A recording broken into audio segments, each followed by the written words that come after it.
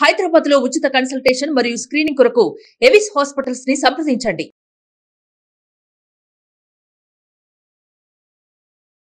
నమస్తే, welcome to Suman TV. Alzheimer's వ్యాధి అంటే జ్ఞాపక శక్తి అనేది క్రమంగా సన్నగిల్లిపోవటం. ఈ అల్జీమర్స్ వ్యాధి అనేది ఎన్ని స్టేజెస్గా ఉంటుంది, ఆ టైంలోని బ్రెయిన్లోని ఎటువంటి మార్పులు అనేవి చోటు చేసుకుంటాయి, దీనికి ఎటువంటి చికిత్సలు అనేవి మన భారత్లోని అందుబాటులో ఉన్నాయి. ఈ విషయాలపై అవగాహన కల్పించేందుకు మనతో పాటు ఉన్నారు senior neuro surgeon doctor Ranganathan గారు. సార్ నమస్తే. నమస్తే సార్, ఈరోజు అల్జీమర్స్ డే సందర్భంగా ఈ అల్జీమర్స్ వ్యాధికి సంబంధించి కొన్ని వివరాలు మీ నుంచి తెలుసుకోవాలనుకుంటున్నాం. ఏంటి సార్ అల్జీమర్స్ అంటే? అసలు ఏం జరుగుతుంది అల్జీమర్స్ వచ్చేటప్పుడు మన బ్రెయిన్లో ఎటువంటి మార్పులు అనేవి చోటు చేసుకుంటాయి? ఆల్జీమర్స్ డే అనేది ప్రపంచం అంతా కూడా సెప్టెంబర్ 21వ తారీఖు నాడు చేస్తారు. ఈ నెలంతా కూడా అసలు ఆల్జీమర్స్ నెలగా కూడా పరిగణిస్తారు. అది ఎందుకంటే ఆల్జీమర్స్ వ్యాధి తాలూకా ముఖ్యత ప్రపంచం అంతా గమనించి ప్రపంచ ఆరోగ్య సంస్థ దీన్ని అట్లా, అలాగే ఎపిలెప్సీ డే అని అన్నింటికీ మధ్య డేస్ వచ్చాయి. ఆల్జీమర్స్ వ్యాధిలో ఏం జరుగుతుందంటే ముఖ్యంగా జ్ఞాపక శక్తి దగ్గర దెబ్బతింటుంది. నెమ్మదిగా జ్ఞాపక శక్తి, తర్వాత ఆలోచన, క్యాలిక్యులేషను, జడ్జిమెంటు, భాష, లాంగ్వేజ్ ఇవన్నీ నెమ్మదిగా నశిస్తాయి. దానికి కారణం ఏంటంటే బ్రెయిన్లో మధ్యలో కనెక్షన్స్ ఉంటాయి. బ్రెయిన్ కణాలకి మధ్య కనెక్షన్స్ ఉంటాయి. ఆ కనెక్షన్స్ డ్యామేజ్ అయ్యి కణాలు దెబ్బతిని పూర్తిగా డ్యామేజ్ అయిపోతాయి. ఇది చాలా ఇబ్బందికరమైనటువంటి పరిణామం. అందువల్ల ఇప్పుడు ఎంత మనం ముందుగానే దాన్ని గుర్తించకపోయి సరైన వైద్యం కానీ చేయకపోతే అసలు ఆల్జీమర్స్తో బాధపడుతున్న వ్యక్తులను చూసి చాలా బాధ అనిపిస్తుంది. ఏమి చేయలేని పరిస్థితి. ఒకప్పుడు అంత షార్ప్గా అంత తెలివిగా ఉన్న వ్యక్తులు ఈ రోజున చూస్తే అలాగా ఇండిపెండెంట్గా ఉన్నటువంటి నార్మల్గా ఉన్న వ్యక్తులు ప్రతిదానికి ఇంకొకరి మీద డిపెండ్ అవ్వడం ఉంది చాలా అన్యాయంగా అనిపిస్తూ ఉంటుంది. అంటే సాధారణంగా వయసు మళ్ళిన వాళ్ళనే అల్జీమర్స్ వ్యాధి వస్తుందా అనే ఒక ఇది ఉంటుంది. అది మామూలుగా అసలు అందరిలో ఉన్న అభిప్రాయం. అది నిజానికి అది ఒకటే కాదు. ఆల్జీమర్స్ వ్యాధి అన్నది ఒక మార్బిడిటీ. ఇప్పుడు మనం ఏది కోవిడ్ టైంలో వయసు అన్నది ఏ జబ్బుకైనా ఒక కోమార్బిడ్ ఫ్యాక్టర్. కానీ మిగతా ఇప్పుడు ఉదాహరణకి ఇప్పుడు ఏ కారణాలు ఆలోచిస్తూ ఉంటే ఒకటేమిటి, ఈ మధ్యకాలంలో చూడండి స్ట్రెస్ లేని వ్యక్తి అంటూ లేడు ఏ వయసులో. కానీ ఒత్తిడి అన్నది ప్రతి వాళ్ళు లోనవుతున్నారు.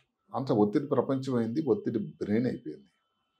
దానివలన ఏమవుతుంది, ఒత్తిడి ఉండేసరికి మా లోపల దానిని ఒక ఒత్తిడి హార్మోన్ ఒకటి ఉంటుంది. ఆ హార్మోన్ కానీ కార్టిసాల్ కానీ రిలీజ్ అయినట్టయితే రోజుకి అలా రిలీజ్ అయినప్పుడల్లా బ్రెయిన్ అంతా ఇంకా డ్యామేజ్ అవుతూ ఉంటుంది. అప్పుడు ఒత్తిడి లేనప్పుడు ఎవరు గ్రహించరు. అది నాయిస్ పొల్యూషన్. అంటే ఇప్పుడు చూస్తూ ఉంటే చూస్తూ అసలు ఎంత ఇదండి. నార్మల్గా మనం ఇద్దరం మాట్లాడుకుంటూ ఉంటే ఒక 60 నుంచి 70 డెసిబెల్స్ డెసిబెల్స్లో ఉండాలి. ఇప్పుడు మీరు తీసుకోండి, హైదరాబాద్లోనే తీసుకోండి, జూబ్లీ హిల్స్, లేకపోతే తార్నాక, కూకట్పల్లి, తర్వాత పంజగుట్ట, జీడిమెట్ల ఇలాంటి ప్రాంతాలు ఉన్న ధ్వని ట్రాఫిక్ వల్ల అవనివ్వండి, ఇండస్ట్రీస్ వల్ల అవనివ్వండి, ఏరోప్లేన్స్ వల్ల, ట్రైన్ వల్ల కానీ అంత లేదు. అదే కాకుండా కొంతవరకు వయసు తాలూకా ప్రభావం కూడా ఉంది. కోవిడ్ అన్నది ప్రతి వాళ్ళని దెబ్బ కొట్టింది. కోవిడ్ వచ్చిన తర్వాత గణనీయంగా పెరిగారు ఈ సంఖ్య. ఎవరైతే ఆల్జీమర్స్ వ్యాధితో బాధపడుతున్న వాళ్ళ సంఖ్య కోవిడ్ వచ్చినప్పుడు కూడా మనం అనుకున్నాం ఏవైతే న్యూరో డీజనరేటివ్ డిజీజ్ ఆల్జీమర్స్ కానీ, పార్కిన్సన్ వ్యాధి కానీ వీళ్ళందరి సంఖ్య పెరిగింది. ఇలాగే ఆల్జీమర్స్ వ్యాధి సంఖ్య కూడా పెరిగింది.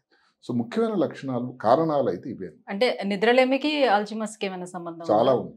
ఎందుకంటే ఎవరిలో అయితే ఇప్పుడు మనం ఏదైతే ముందు జాగ్రత్తలను మనం మాట్లాడుకుంది ప్రివెన్షన్, అప్పుడు నిద్ర అన్నది చాలా ముఖ్యం. నిద్ర అన్నది ఏమవుతుంది, మెదడు లోపల ఉండేటువంటి మలిన పదార్థాలని బయటకు పంపించేటువంటి ఒక సమయం. అది సృష్టికర్త సమయం ఇచ్చాడు. అది ఈ టైంలో మీరు పడుకోవాలి అని. దానికి మీరు చాలా మంచి మాటలు చెప్పారు. బ్రెయిన్లో 2 రకాల ప్రోటీన్స్ ఉంటాయి. ఒకటి టౌ ప్రోటీన్, రెండోది అమైలాయిడ్ ప్రోటీన్.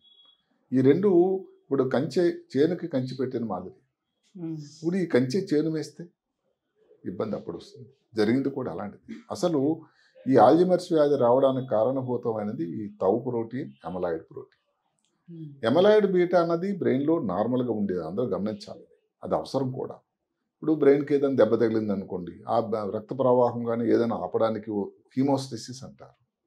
అదే కాకుండా కమ్యూనికేషన్స్కి ఒకటి, న్యూరో డెవలప్మెంట్ ఏదైతే ఒక పుట్టిన బిడ్డ కానీ నెమ్మదిగా బాగా అవ్వడానికి ఉపయోగపడేటువంటి ప్రోటీన్, ఒక రకమైన అవసరమైనటువంటి మాంసకృతులు అంటే ఇది పవర్ హౌస్ అనమాట. అలాంటిది ఇప్పుడు కానీ ఎక్కడైనా పేరుకుపోయింది అనుకోండి, ఏదో కారణాల వల్ల, నిద్ర తక్కువైనా స్ట్రెస్ వల్ల కానీ పేరుకుపోతుంది బ్రెయిన్లో.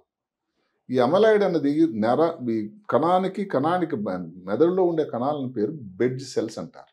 కొన్ని బిలియన్స్ ఉన్నాయి సెల్స్, ఇంతవరకు ఎవరు కౌంట్ చేయలేదు బ్రెయిన్లో ఎన్ని సెల్స్ ఉన్నాయి, ఏ మేధావి కూడా ఈ సంవత్సరం ఇన్నాళ్ళ తర్వాత కూడా.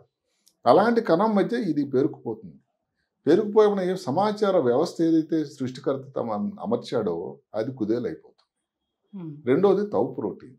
ఈ తౌ ప్రోటీన్ అంటే ఏమిటి? అది కూడా కణం తాలూకా షేపు, దాని ఆర్గనైజేషన్ కోసం ఉపయోగపడేటువంటి గొప్ప ప్రోటీన్. ఇది ఇలాంటప్పుడు ఏదైతే ఈ ఆల్జిమర్స్ వ్యాధులు ఏమవుతుంది, ఈ ఫైబ్రిల్స్ అనే కొన్ని పొరల్లాగా చిన్న చిన్న తీగల్లాగా ఉన్నవి ట్విస్ట్ అయిపోతాయి. ట్విస్ట్ అయిపోయి వచ్చేదాన్ని ట్యాంగిల్స్ అంటారు.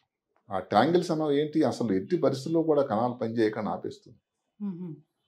అమలాయిడ్ వల్ల వచ్చేదాన్ని ప్లాక్స్, వీటి వల్ల వచ్చేది ఏదైతే టౌ ప్రోటీన్ వల్ల వచ్చేదాన్ని ట్యాంగిల్స్ అంటారు. ఈ రెండే మెయిన్ పెథాలజీ బ్రెయిన్ లోపల జరుగుతాయి. వీటన్నిటికీ మనం చెప్పినటువంటి స్ట్రెస్, నిద్ర తక్కువ, ఇవన్నీ కారణభూతం అవుతున్నాయి.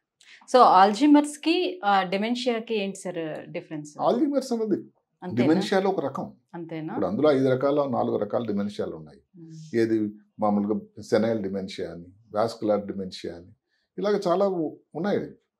అందులో ఈ ఆల్జీమర్స్ అన్నది అన్నిటికంటే ముఖ్యంగా కామన్గా కనబడేటువంటి డిమెన్షియా. డిమెన్షియా అంటే మర్చిపోయేకి సంబంధించిన వ్యాధి. దీని లక్షణాలు ఏ రకంగా ఉంటాయి సార్ ఆల్జీమర్స్? లక్షణాలు అనేది దీన్ని జనరల్గా మేము 3 స్టేజ్ల్లో దాన్ని నిర్దేశిస్తాం. ఒకటేంటంటే ముందు ఏదో వస్తువులు ఎక్కడికి బయటకు వెళ్ళాలి, కీ మర్చిపోతారు ఆయన. శ్రీమతి గారు ఏదో సామాన్లు చెప్తారు, కొన్ని సామాన్లు మర్చిపోయి తిరిగి వచ్చేస్తారు, ఆమె గుర్తు చేస్తారు మీరు మర్చిపోయారని. ఎవరో బాగా క్లోజ్ ఫ్రెండ్ కనబడతాడు, ఏం రామారావు గారు అని చెప్పడానికి చాలా క్లోజ్ ఫ్రెండ్ అని మర్చిపోతాడు. ఇలాగ చిన్న చిన్న విషయాలు జరుగుతూ ఉంటాయి ఫస్ట్ స్టేజ్లో. ఆ స్టేజ్లో అంత మనం దాన్ని గుర్తించం, దాన్ని పట్టించుకో. సాధారణంగా కొన్ని పనుల మీద కొంత వయసులో 60 సంవత్సరాలప్పుడు సహజం. ఈ విషయం వల్ల అక్కడ ఆగిపోతే సరిపోయింది. ఇప్పుడు రెండో స్టేజ్ 2, ఇది కొంచెం ఇబ్బంది. అసలు ఏమిటి, ఇవాళ డేట్ చెప్పలేడు, ఏ రోజు ఈవేళ, ఏది ఉద్యోగం చేసి బాగా తరువుగా ఉన్న మనిషి డేట్ చెప్పలేడు, ఏ రోజు చెప్పలేడు. ఇంకొకటి వీళ్ళు అందరూ గమనించాల్సింది ఏంటంటే రాత్రి నిద్రపోరు, పగలు నిద్రపోతారు. అంటే ఈ సర్కాడిక్ రిథమ్ అన్నది ఏదైతే సృష్టికర్త అమర్చాడు సైకిల్ అన్నది, అది మారిపోతుంది. పగలు నిద్రపోతారు, రాత్రి నిద్రపోరు. ఇది ఎవరన్నా చుట్టాలు కానీ ఈ ఒక్క ముఖ్యమైనటువంటి లక్షణాన్ని గమనిస్తే దయచేసి అది ఆల్జీమర్స్ అని కాకపోయినా ఆల్జీమర్స్ కావడానికి చాలా ముందు దారి తీస్తుందా అనే డాక్టర్ని సంప్రదించాల్సిన అవసరం అయితే చాలా ముఖ్యంగా ఉంది. చాలా ఇరిటబుల్గా ఉంటారు, ఏ పని మీద నిలకడ ఉండదు, ఒక పని ఒకసారి చేస్తే మళ్ళీ ఇంకో పని మీద చేస్తాం. ఇది స్టేజ్ 2. అదే కాకుండా ఇంటికి నుంచి బయలుదేరి వెళ్ళారు, వాకింగ్ చేయడానికి వెళ్ళారు, మర్చిపోతాడు ఆయన. ఇంకొక వీధిలో తిరుగుతూ ఉంటాడు, తన ఇంటినే మర్చిపోయినటువంటి దైనందిన పరిస్థితి. అలాంటప్పుడు ఎవరో చూసుకొని ఇదేంటి ఇక్కడ ఉన్నారు వెంకట్రావు గారు అని తీసుకొస్తారు. మూడవది అయితే ఇంకా ప్రమాదమైన పరిస్థితి. అంటే ప్రతి పనికి భోజనం పెట్టడానికి కానీ, కూర్చోబెట్టడానికి కానీ, నిలబడడానికి కానీ ఇంకొకరి మీద డిపెండెంట్ అయ్యేటువంటి పరిస్థితి. అంటే ఈ టైంలో భోజనం చేయాలి, లేకపోతే నాకు ఆకలిస్తుంది, ఇలాంటి విషయాలు కూడా చెప్పలేని పరిస్థితి ఆ టైంకి ఇవ్వటం. అదే కాకుండా అసలు తన చుట్టుపక్కల పరిసరాల తాలూకా పరిస్థితిని అసలు అతను ఉనికినే గమనించలేడు, తనకు తెలియదు అసలు ఏం జరుగుతుందో. మూత్రం కంట్రోల్ ఉండదు, నిద్ర అయితే సరే తనప్పుడు తనకి ఇష్టం వచ్చినప్పుడు పడుకుంటాడు. అసలు స్టేజ్ 1 అన్నది పర్వాలేదు, మనుషులు కూడా గుర్తుపట్టలేదు. అది ఎప్పుడో స్టేజ్ 2లోనే మనుషులు గుర్తుపట్టడం మర్చిపోతుంది. అందువల్ల స్టేజ్ 1లో కానీ గమనిస్తే ఆల్జీమర్స్ వ్యాధి ఇంత ప్రమాదం రాకుండా ఆపడానికి మనం దాన్ని అడ్డకట్ట వేసిన వాళ్ళం. సో అమెరికా లాంటి కంట్రీస్ తోటి పోల్చుకుంటే భారత్లో కొంచెం తక్కువనే చెప్తారు, ఎందుకు అక్కడ ఎక్కువ ఇక్కడ ఇంకా? అది చాలా శుభ పరిణామం నిజంగా. నేను ఆ మాట ఎన్నిసార్లు ఇలాంటి కార్యక్రమాలు చెప్పాను. ఏమిటంటే భారతదేశంలో అమెరికా కంటే ఆర్థికంగా వాళ్ళు చాలా ముందుగా ఉన్నా కూడా భారతదేశంలో 4.4 రెట్లు తక్కువ. దానికి కారణం ఏమిటంటే ఒక గొప్ప మందు ఉందండి, దాని పేరు పసుపు. పసుపు ప్రతి ఇంట్లో వాడుతూ ఉంటారు, ప్రతి కూరల్లో వాడుతూ ఉంటారు. పసుపు చేసినటువంటి ఉల్లి చేసిన ఇది తల్లి చేస్తుందని కన్నా పసుపు చేసిన మెదడుకు సంబంధించి అసలు ఇంకోటి లేదని చెప్పాలి. ముఖ్యంగా దక్షిణ భారతదేశంలో వాడినంత పసుపు ఇంకెక్కడ వాడరు. అసలు భారతదేశంలోనే పసుపు తయారీ కేంద్రం ఈరోడ్ అన్నది అన్నిటికంటే ప్రశస్తమైన ప్లేస్ తమిళనాడులో. సరే మన నిజామాబాద్ ఉండేనే ఉండదు. సో పసుపు అన్నది దాంట్లో ఏమిటంటే కుర్కుమిన్ అని ఒక ఇది ఉంటుంది, కుర్కునాయిడ్స్ అని. అవి మెదడులో ప్రవేశించడానికి బ్లడ్ బ్రెయిన్ బ్యారియర్ అని ఏదైతే ఒక పొరలాగా ప్రొటెక్టివ్ లేయర్ ఉంటుందో దాన్ని ఈజీగా ప్రవేశిస్తుంది. దానివలన ఇలాంటి ఇబ్బందులు గట్రా రాకుండా ఉండడానికి, ఏదైనా దానికి హాని జరగకుండా ఉండడానికి చాలా చాలా ఉపయోగపడుతుంది పసుపు. అందువల్ల భారతదేశంలో ఒక ముఖ్యమైన కారణం అంటే ఇప్పుడు అక్కడ నాగరికత, అక్కడ నిద్ర తక్కువ అవ్వడము, స్ట్రెస్ అన్నది ఈ దేశంలో కూడా నెమ్మది సంక్రమించింది. అయినా కానీ పసుపు వాడకం అన్నది ఇంతమంది తక్కువ ఉండడానికి, ఇప్పుడు భారతదేశం జనాభాకి 8 మిలియన్లు అంటే చాలా తక్కువ. అమెరికా జనాభాకి ఎంత ఎక్కువ, దానికి ఇంకా 4 రెట్లు వేసుకోండి అది. సో అందువల్ల భారతదేశంలో తప్పకుండా అది ఒక కారణం, ముఖ్యమైన కారణం అయితే ఏంటంటే ఉందో, మామూలుగానే భారతీయులు శాంతి ప్రియులు, ఇప్పుడు ఏంటంటే అది కూడా కొంచెం మారుతూ ఉండదు రకరకాల కారణాల వల్ల. ఈ పసుపు వాడకం అన్నది ఒక ముఖ్యమైన విషయంగా కూడా నేను అనుకుంటాను. సో గతంతో పోల్చుకుంటే ఇప్పుడు మనం ఈ డయాగ్నోస్ చేసుకోవడానికి వచ్చినటువంటి లేటెస్ట్ ఎక్విప్మెంట్స్ ఏంటి? ఒకప్పుడు డయాగ్నోసిస్ అన్నది అసలు క్లినికల్ అనే అంటే ఏంటి, అతను మర్చిపోతున్నాడండి, అసలు ముందులాగా యూరిన్ కంట్రోల్ లేదు, భోజనం చెప్పటం లేదు అలా అంటే ఇంకా అది అల్జీమర్స్ వ్యాధి, మతిమరుపు వ్యాధి వచ్చేసిందని లక్షణాలతో పాటుగా గుర్తుపెట్టారు. కానీ ఒకసారి ఒక వ్యక్తికి మనం ముద్ర పడేసి ఇంకా అల్జీమర్స్ అని చెప్పే ముందు దానికి నిర్దిష్టమైనటువంటి మనకి ఇది కూడా పరీక్షల పద్ధతులు కూడా ఉండాలి. దానికి వచ్చిన తర్వాత సిటీ స్కాన్, నిజానికి సిటీ స్కాన్కి అల్జీమర్స్ వ్యాధిలో పెద్ద ఉపయోగం ఉంది. తర్వాత ఎంఆర్ఐ వచ్చింది. ఎంఆర్ఐలో ఈ మధ్య కాలంలో ఫంక్షనల్ ఎంఆర్ఐ అని చేస్తున్నారు. అంటే ఎక్కడెక్కడ పనితనం లోపించిందని చెప్పేటువంటి, అది ఆర్టిఫిషియల్ ఇంటెలిజెన్స్తో కలిపి చేసినట్టయితే చాలా ఉపయోగకరంగా ఉంది అని ఈ మధ్య శాస్త్రం చెప్తుంది. దానికంటే అన్నిటికంటే ముఖ్యమైనది ఈ వ్యాధిలో పెట్ స్కాన్. పెట్ స్కాన్ మామూలుగా మిగతా విషయాలు కూడా చాలా చేస్తున్నాం. మామూలుగా ఎక్కువ మందికి మనం చేసేది పెట్ స్కాన్ కోసం ఏదంటే ఏదైనా క్యాన్సర్ ఉందా, శరీరం ఎక్కడ దాగి ఉందా అని ముందు చేసేవాళ్ళం. ఇప్పుడు బ్రెయిన్ తాలూకా స్థితిగతులు ఎలా ఉన్నా చెప్పేదాన్ని కూడా వాడుతున్నారు. ఆల్జీమర్స్కు ఇదైతే మనం చెప్పుకున్నాం తవ్ అని, ఎమలాయిడ్ అని. ఎమలాయిడ్ పెట్టని తవ్ పెట్టని వచ్చింది. అంటే దాని సాఫ్ట్వేర్ దాన్ని బట్టి మారిపోతూ ఉంటుంది. అప్పుడు ఈజీగా ఎక్కడుంది ఎమలాయిడ్, ఎక్కడ అక్యుములేట్ అయింది, లేకపోతే ఈ తవ్ ఎక్కడ అక్యుములేట్ అయింది అని క్లియర్గా చెప్పడం, డయాగ్నోసిస్ అనేది జరుగుతూ ఉంటుంది. ఈ మధ్య కాలంలో NIH, national institute of health, America వారు సౌజన్యంతో ఒక గొప్ప పరిశోధన వచ్చింది. అంటే ఆల్జీమర్స్ వ్యాధి 10 నిమిషాలు నిర్దేశించేటువంటి ఒక పద్ధతి, ఒక రక్త పరీక్ష. నమ్మండి, దీని పేరు ప్రీసివిటీ AD2 అనే దాని పేరు. సరే, అది ఎందుకు వచ్చిందని చాలా కాంప్లికేటెడ్ పేరు. మొత్తం మీద ఏమిటంటే ఈ తవ్ ప్రోటీన్, ఎమలాయిడ్ ప్రోటీన్ తాలూకా నిష్పత్తిని నిర్దేశించేటువంటి పరీక్ష. ఇది 90% పాజిటివిటీ రేట్ అంటే చాలా గొప్ప. 10 సెకండ్లో తయారవుతుంది. ఖర్చు ఏదో చెప్పారు వాళ్ళు, ప్రస్తుతానికి $600-700 అమెరికన్ డాలర్లు. ఇంకా అది FDA అప్రూవ్ అయింది కానీ ఇంకా వాడకంలోనికి రాలేదు. సో చాలా తొందరగా వచ్చిందన్నది ఇంతకుముందు చెప్పినట్టుగానే 2024 అనేది బ్రెయిన్కి సంబంధించి చాలా గొప్ప సంవత్సరం అని నేను చెప్పాలి. స్టార్టింగ్లో ఎవరు ఎలాన్ మస్క్ గారు ఒక చిప్ పెట్టారు. తర్వాత ఇంకొక ఆయన బ్రెయినే మార్చేస్తాం, శుభ్రంగా శరీరాన్ని మార్చేస్తాం అవసరమైతే అని చెప్పారు. ఆ తర్వాత ఇంకొకటి కంటి చూపు కూడా ఇంప్రూవ్ చేయడానికి మాస్కర్ ఈ మధ్యన మళ్ళీ 2 రోజుల క్రితం చెప్తున్నాడు, బ్లైండ్ స్పాట్ అని. ఇట్లా బ్రెయిన్కి సంబంధించి విపరీతంగా అన్ని రంగాల్లో కూడా మారుతూ, వైద్య రంగాల్లో చాలా పెనుమార్పులు వస్తున్నాయి.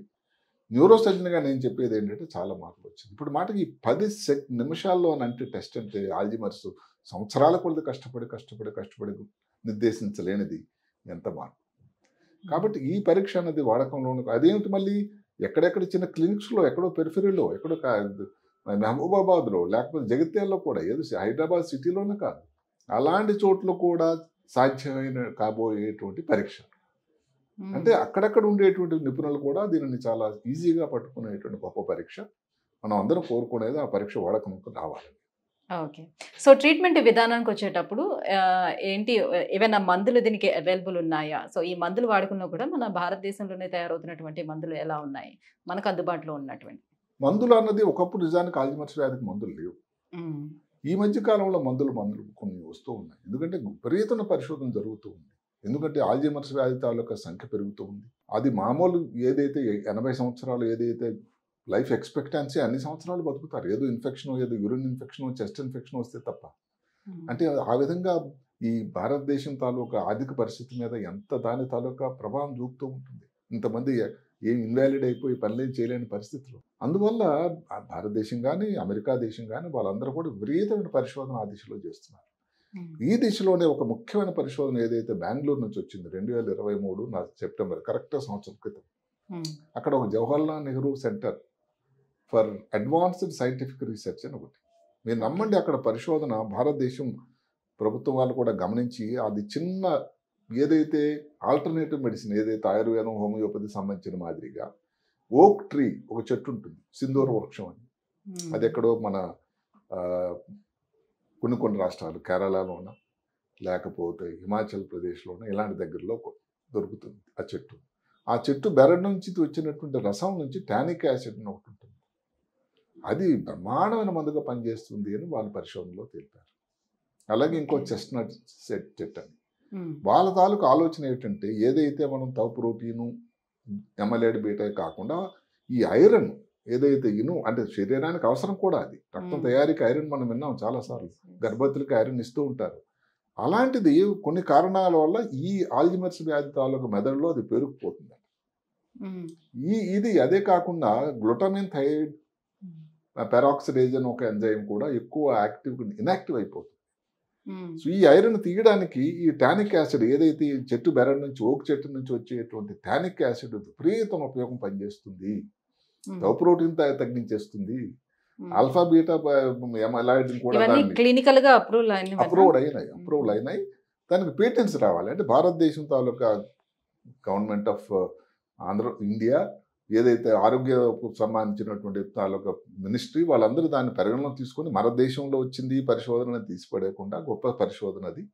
దాని వాడకంలోనికి ఆ మందులు దాన్ని పేటెన్సీగా తీసుకున్నట్టయితే చాలా ఉపయోగకరం అవుతుంది భారతదేశం జనాభా కూడా అనుకుంటున్నాం. అది విదేశాలకు సంబంధించి కొన్ని మందులు అక్కడ కూడా మళ్ళీ ఈ మధ్యనే 1 నెల క్రితం కొన్ని మందులు వచ్చాయి. అసలు నమ్మశక్యంగా అంటే కేవలం మందులతోనే వీటిని నయం చేసుకునే అవకాశం ఉంది. నయం కావడానికి పూర్తిగా లేదండి. ఎందుకు అంటే మందుల వల్ల దాని తాలూకా ఇంపార్టెన్స్ అంటే దాంతో ప్రోగ్రెస్ లేకుండా అవుతుంది. అది గమనించాలి. ఒకసారి వ్యాధి కానీ వచ్చిందంటే దాన్ని కొంతవరకు తగ్గించడానికి ఫర్దర్గా వెళ్ళకుండా ఉండడానికి తప్ప ఇదేదో ఇప్పుడు టైఫాయిడ్కి మందులు ఇస్తే తగ్గిపోయినట్టు, టీబీకి ఇచ్చినట్టు మందులు అలాంటి ప్రస్తుతానికి లేవు ఇప్పుడున్న పరిస్థితి. అంటే లైక్ స్టేజ్ 1 స్టేజ్ 2 లోనే కనుక ఒకవేళ నిర్ధారణ చేస్తే ఈ మందులతోటి స్టేజ్ 1లో కానీ గుర్తించగలిగినట్టయితే చాలా చాలా మంచి ఉపయోగాలు ఉంటాయి. అప్పుడు ఇంతకుముందు ఏంటో పాత మందులు కొన్ని ఉండేవి, డెనజిపిల్ అని లేకపోతే మెమాంటిన్ అని ఉండేవి. అవి అంత గొప్ప ఉపయోగం కాకుండా ఉండేవి. ఈ మధ్య కాలంలో ఏదైతే ఉందో ఎఫ్డీఏ వాళ్ళు ఎప్పుడు ఒకటి వచ్చింది లెనిజుమాబ్ అని. ఆ లెనిజుమాబ్ అన్నది ఒక రకమైనటువంటి చాలా గొప్ప, దాని పేరు లెకింబీ అని ఒక కంపెనీ, ఎలై లిల్లీ కంపెనీ వాళ్ళు. మీరు నమ్మడి దాని ఖర్చు ఎంతో తెలుసా? సంవత్సరానికి $260,000 అమెరికా డాలర్లు. మరి మన దేశానికి అది అందుబాటు ఎప్పుడు అవుతుంది? ఎంతమంది దానిని మన దేశంలో ఉండేటువంటి వ్యక్తులు దానిని వాడగలరు అనేది చూడాల్సి ఉంటుంది.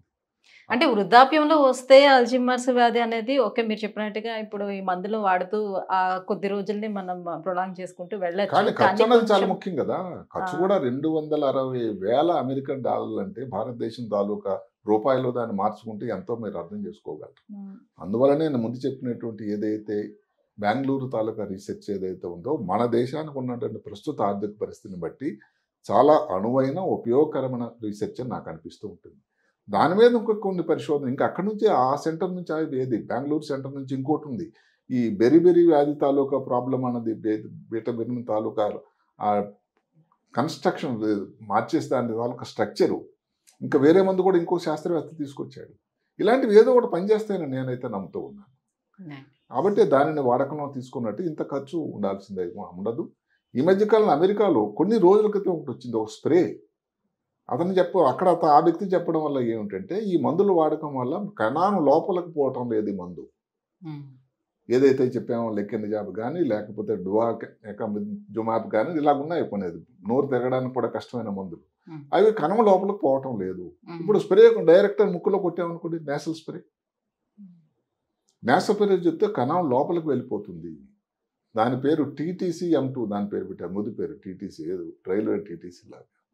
అది స్ప్రే కొడితే అసలు దాని తాలూకా విపరీతమైనటువంటి ఇది. కానీ ఇంకా ప్రయోగ దశలో ఉంది, ఇంకా వాడకంలోకి రావాలి.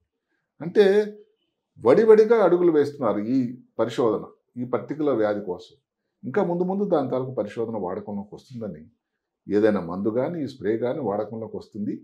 ఎంతమందికి వాడుతూ ఉంటే దాని ఖర్చు కూడా తగ్గుతూ. ఇంత లోపల భారతదేశంలో ఆల్రెడీ తొలడుగు వేశారు. భారతదేశం గవర్నమెంట్ తాలూకు సహకారంతో ఆ మందుల గురించి కూడా ఎక్కువ ప్రయోగాలు చేసినట్టయితే ఉపయోగకరంగా ఉంటుంది అని నేను అనుకుంటున్నాను. Thank you so much sir. ఈ అల్జీమర్స్ డే సందర్భంగా అల్జీమర్స్ వ్యాధికి సంబంధించి చాలా వివరాలు మాతో పంచుకున్నారు. Thank you so much. నమస్కారం.